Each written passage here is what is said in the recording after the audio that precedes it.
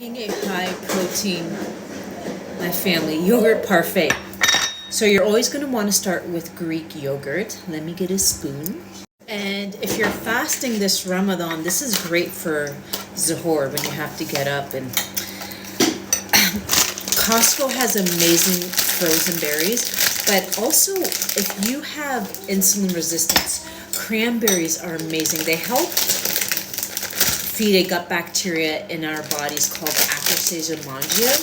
And the more of this bacteria you have, the less insulin resistant you become. So we're just going to add in some frozen berries.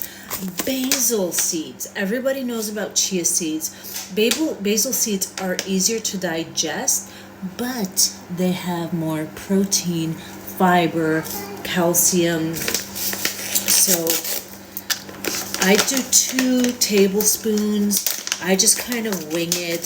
I am not one of those girls that follows, I just do. Now I would also add in cinnamon. Okay, look at how beautiful that looks. Cinnamon helps your body make GLP-1, the same stuff in the, Ozempic. And I'm just going to put the lid on. And in the morning, bada boom, bada bing.